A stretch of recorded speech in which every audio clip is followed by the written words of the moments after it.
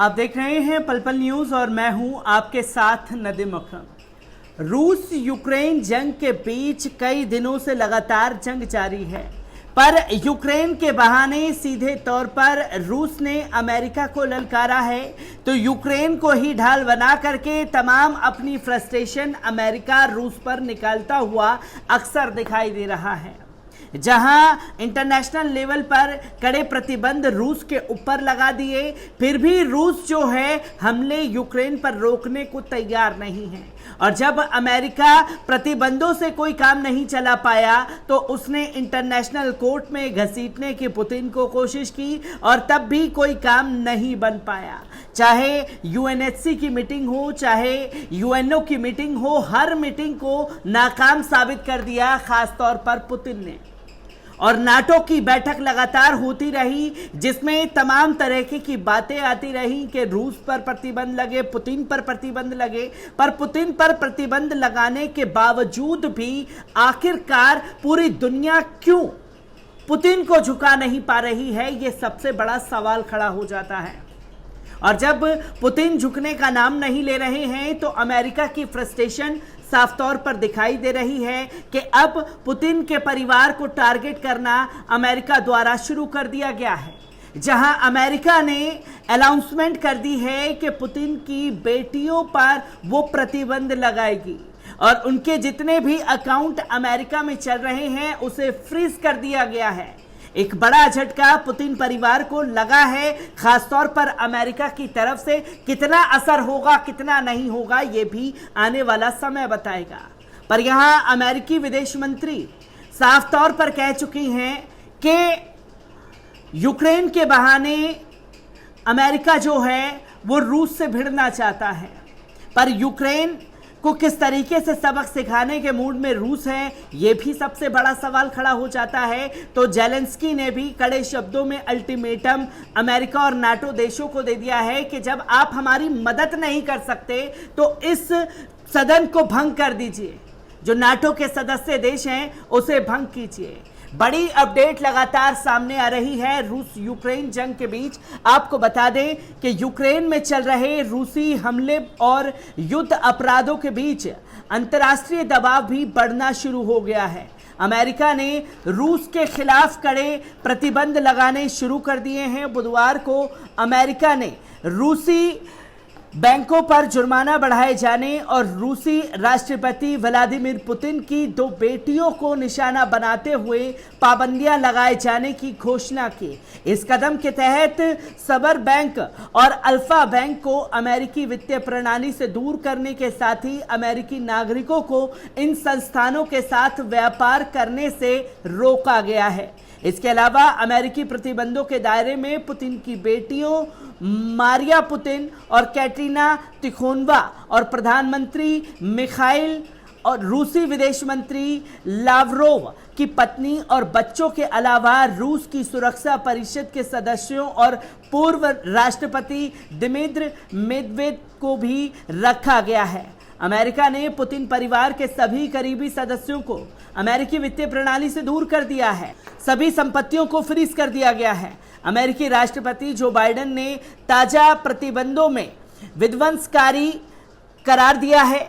Biden ने tweet कर कहा है कि मैंने स्पष्ट किया है कि रूस को बूचा में हुए अत्याचारों की तत्काल बड़ी कीमत चुकानी होगी। बाइडेन के उस कार्यकारी आदेश पर हस्ताक्षर करने की उम्मीद है जो कि अमेरिकी नागरिकों द्वारा रूस में किसी भी नए निवेश को रोकेगा, फिर चाहे वे दुनिया के किसी भी हिस्से में रह रहे हों। उल्लेखनीय है कि यूक्रेन के बूचा शहर में रूसी बलों के अत्याचारों से जुड़ी तस्वीरें सामने आने के बाद से पश्चिम देशों ने कड़ी प्रतिक्रिया जताना शुरू कर दी है, जिसमें बूचा के बहाने अब पुतिन के परिवार को टारगेट करना अमेरिका ने शुरू कर दिया है। पर बूचा में जो कुछ भी हुआ ये एक रहस्य लगातार बना हुआ है, क्योंकि रूस इस पर पहले ही बयान दे चुका है कि जब तक हमारे सैनिक वहां थे ऐसी कोई घटना घटित नहीं हुई है। और बूचा शहर बूचड़खाना बन गया है जहां लाशों के अंबार लगे हुए हैं।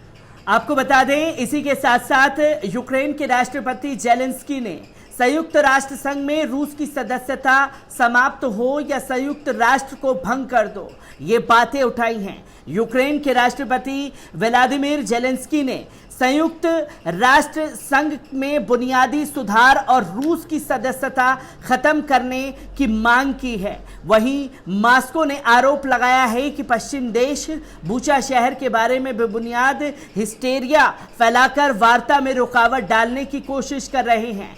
यूक्रेन संकट पर आयोजित संयुक्त राष्ट्र संघ सुरक्षा परिषद की बैठक को संबोधित करते हुए जेलेंस्की ने कहा है कि रूस ने यूक्रेन में हत्या और विध्वंस की रणनीति पर काम किया है और यही काम उसने दुनिया के दूसरे इलाकों में भी किया है। यूक्रेन के राष्ट्रपति ने बुचा शहर के दिल दहला देने वाले दृश्य के बारे में बताते हुए कहा कि मॉस्को यूक्रेन को खामोश गुलामों का देश बना देना चाहता है। उन्होंने कहा कि सुरक्षा परिषद में रूस की सदस्यता खत्म कर दी जाए और किसी के पास वीटो पावर यानी मौत का अधिकार ना रहे। जेलेंस्की ने यह भी कहा कि संयुक्त राष्ट्र का घोषणा पत्र रूस के उल्लंघनों और गोलियों के निशाने पर है। जेलेंस्की ने कहा कि अगर रूस को संयुक्त राष्ट्र संघ से बाहर नहीं कर सकते हो तो संयुक्त राष्ट्र महासभा को ही भंग कर देना चाहिए। संयुक्त राष्ट्र संघ में अमेरिका की राजदूत लिंडा थॉमस ने कहा कि उनका देश यूक्रेन और कुछ अन्य देशों के साथ मिलकर संयुक्त राष्ट्र संघ मानवाधिकार परिषद में रूस की सदस्यता खत्म करवाने पर काम कर रहा है। तमाम तरीके से जेलेंस्की द्वारा इंटरनेशनल लेवल पर पुतिन को घेरने की तैयारी की जा रही है, जहां संयुक्त राष्ट्र महासंघ को ही जेलेंस्की ने धमकी दे डाली है कि अगर आप अभी भी संयुक्त राष्ट्र संघ से पुतिन की यानी कि रूस की सदस्यता रद्द नहीं कर सकते तो इस पूरी सदस्यता को आप भंग कर दीजिए। खुले तौर पर जेलेंस्की ने धमकी दी है। आपको बता दें कि मंगलवार को सुरक्षा परिषद की यूक्रेन संकट पर खुली बैठक हुई। बैठक में ब्रिटेन का कहना था कि वह कथित रूप से रूस द्वारा किए गए युद्ध अपराधों की हकीकत सामने लाने की गारंटी हासिल करने पर काम कर रहा है। यानी कि ब्रिटेन सामने आया है कि बुचा में जो कुछ भी हुआ है उसके सच को निकालने की कोशिश ब्रिटेन कर रहा है। दूसरी ओर रूस ने पश्चिम देशों पर आरोप लगाया है कि वो हालत खराब कर रहे हैं।